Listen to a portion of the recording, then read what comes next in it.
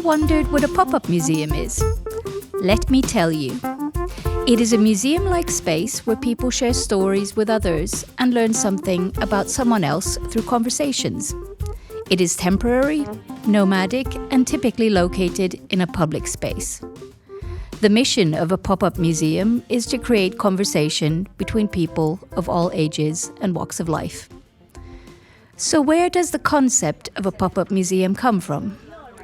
It was introduced by the Santa Cruz Museum of Art and History. In 2012 to 2017, they facilitated a series of temporary exhibits that popped up in unexpected locations like shopping malls, libraries, laundromats, and parks. Why did we want to organize a pop-up museum event? We basically wanted to test the concept within an already existing event context. As it is a low-resource type of activity, it was easy to test it at a cultural festival called Norpas, organized yearly in the coastal town of Dalsbruk in southwestern Finland. We teamed up with the local Dalsbruks museum. Stone, like a beautiful building, like some buildings here. The event was marketed through the social media channels of the Norpas festival, by putting up posters in Dalsbruk, through a news story that was in the local paper, and through a news story featured on a regional radio channel. Our goal was to create a space where people could share stories about their hometown, and at the same time create a temporary museological collection. The chosen spot for the pop-up museum was one that people naturally visited, the local market square on the weekly market day. Locals that visited the pop-up museum contributed objects to the temporary collection. We also brought some objects that we used to initiate conversation and storytelling that could either be tied to factual experiences or a fictional story. Tell the story. Super interesting. Yeah. I don't know if you read Swedish. No, I don't. Okay, I don't either, but I know this already. So this is something that when the kids could find everywhere in Dalsbruk, and then they would make bracelets with it and crafts and things like that. And this was the gavel. That someone's father had this, and he built it himself, or he made it himself, and really cute. He was in a lot of associations around here, and it's just like, when decisions are made. Yeah, I think it's called a gavel. Yeah. The steps involved in organizing a pop-up museum are: 1. Team up with a local organization. Then, choose a theme. Invite people to bring an object that is meaningful to them based on a theme that you have chosen. Promote the event through social media, word of mouth, and traditional marketing channels.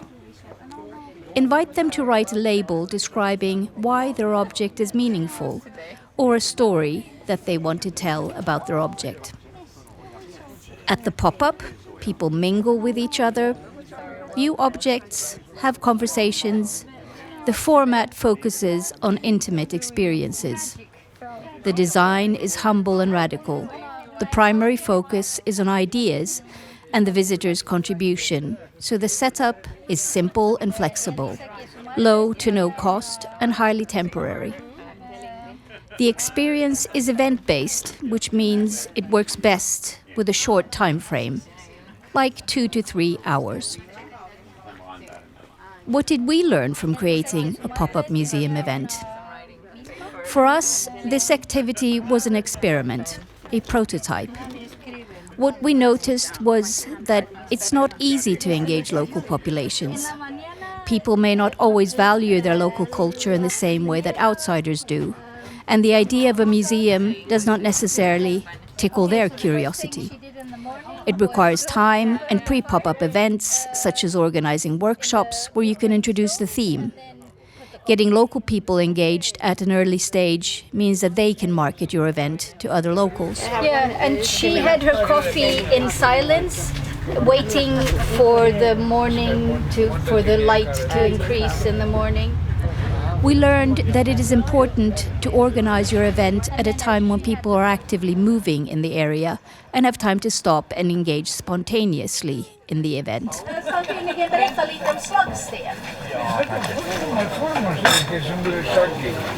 Och Dalsbrukskyrkan, This is like salt. men de har här i landet en byggnadsslagsten. Så där, Ja, helt och hållet, ja. Men här är ju också de här byggnaderna, jag menar de här som är här. Ja. Så hur gjorde man då? Jo, då hade man någon slags mått för... Just ja. And in 1830 something they just started using them. Yeah. But they built the yellow up there. Oh, okay. It's made by this. But We organized our event the weekend after the yearly holiday month, which meant the marketplace was not as busy as it is earlier on in the summer. så man hittar de här stenarna i hussocklar i Dalsbruk på äldre hus. Inte de äldsta husen utan äldre hus. Och när man gjorde skolan, den svenska skolan som finns vid infarten till Dalsbruk då, 1908 står den där. Då är sockeln av slagsten. Den syns ju väldigt tydligt. So why should you do it? It's easy, flexible, fun, and requires few resources. Why not just try it? It is a good way to engage local residents. And it is a good way to bring the concept of a museum out to the people. I Nyland så är det Trollshålda också. Trollshålda har man kolugnar kvar, ja. Så 1928 då liksom stängdes... Då stängdes masugnen. Men hela det att de kastade vatten på järndörrarna. Så visste man att nu är det färdigt. Ja, man har sådana tricks upp där. Ja, att då visste man att då är det färdigt. Ja, det är bara ytan av de här som är fina. När man kommer in här en bit så ser det inte It stresses the idea that a museum is something that exists beyond a physical building. It can happen anywhere. ReInHerit, and we decided to create this activity of the pop-up museum and bring people from the village and talk about the... Are you from here? No, Salo. A museum can be a way of acting and a way to engage people in a conversation about society, about things that are at stake for all of us.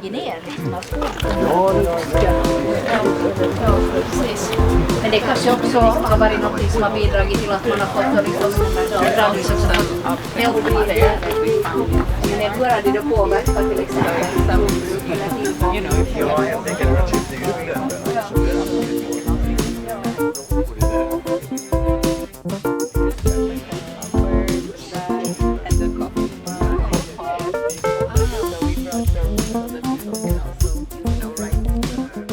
Something of their